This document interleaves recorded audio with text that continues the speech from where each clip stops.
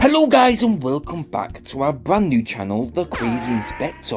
I'm Eddie Hart from the Go Get Yours Tech Review channel, and this week we thought we would pay a visit to one of the most affordable 3-star hotels in central Manchester, being the Britannia Hotel, which is situated on Portland Street opposite Piccadilly Gardens.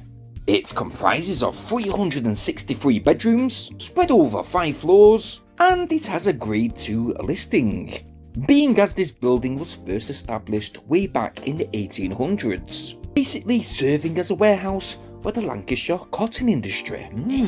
So it was built in 1868. The building was first owned by siblings Samuel and John Watts, but eventually the textile industry did go into a decline. So the Watts family, they sold the iconic building to the Lion Group in 1973. A good few years later, Britannia Hotels came along, purchased the building, and from 1979 onwards, it was refurbished and converted into what was an impressive hotel at the time.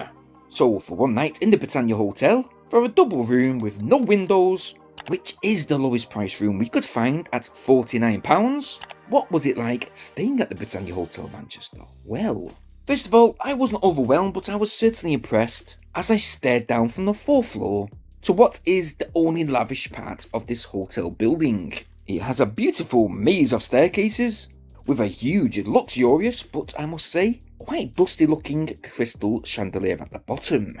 There are still lots of traditional furnishings, as well as, a random wet dirty towel dumped on a fucking baggage cart. Lovely. There are 2 main lifts which will take you straight down to the lobby, which I must admit are slightly more spacey than a microwave oven.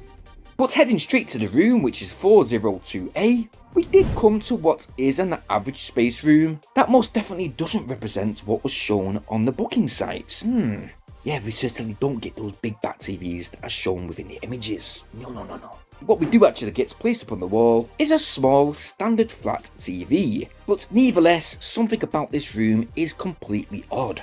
Let's start with that morale that's on one of the walls. So basically we have a full city skyline of Shanghai in China. Yeah, not odd at all. On the opposite wall, we basically get a canvas of a ballerina, which is a bit mixed match, to be honest. But nope, the oddness doesn't stop there, because it seems like someone's absolutely raided the Salvation Army donation shop.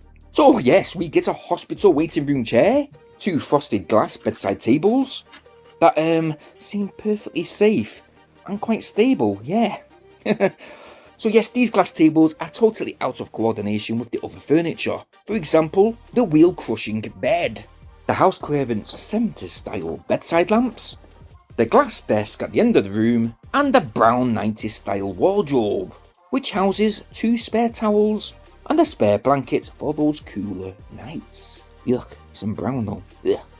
We are supplied with tea and coffee for 2 people, a very cheap kettle, probably bought off the Wayfair website or something like that.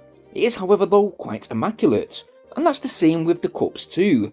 Just a very quick note guys, now I do know by some sources that some of the 4 to 5-star hotels within the area, well some of the housekeeping teams, they are really under pressure and they are basically told to use the old towels and even the old pillowcases to quite simply wipe the inside of the cups, making them look very shiny, and even going ahead to use those towels to wipe the inside of the bath to bring it to a complete glossy shine. So basically if that's happening in 4 to 5-star hotels, and they are doing that to simply cut cleaning time, then it makes sense to just wash your cups before using them, and even go ahead and wash the kettle too. Just a little tip.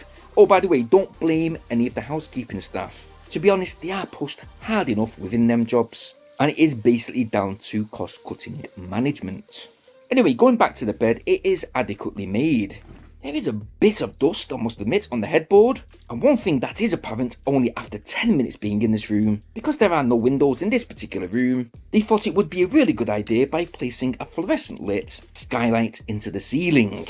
Guys, it's friggin' 37 degrees outside, so with this light on, I'm fucking sweatier than a sumo's jockstrap, yeah. So yes, there is pretty good space, enough to sit back and chill within the chair, do a bit of maypoling if you wish, or even skip. Thumbs up, nice thick carpets by the way, but what is the bathroom like? Well, that's great. First of all, there's a lock on the outside.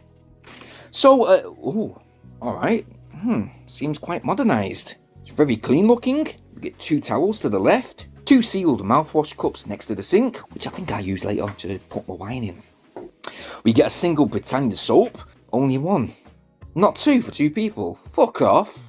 And we get a spare dump roll. Death by 1,000 cheap paper cuts, I guess. Brush. 1 press and it's gone. Yes, it's very clean behind the seat. Is it a floating seat though?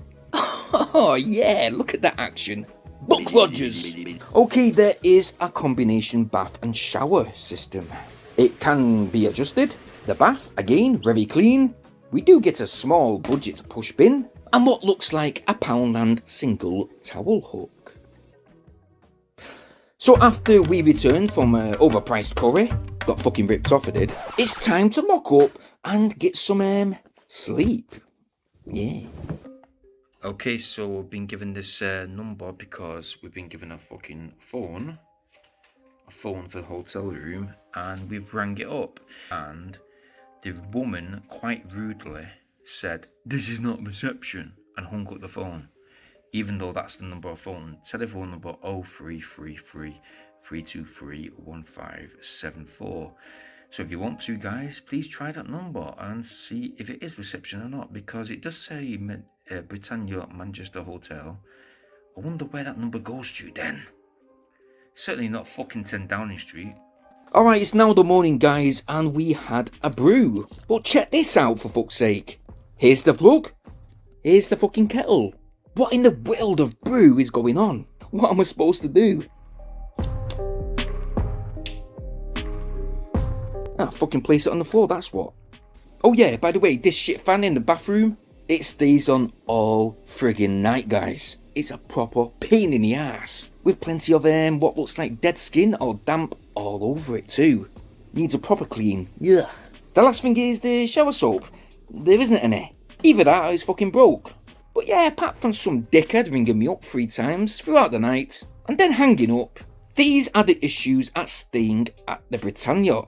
The mattress though is surprisingly comfy, but in all honesty it is a simple room to get your head down while you're visiting the city. It's cheap enough not to break the bank.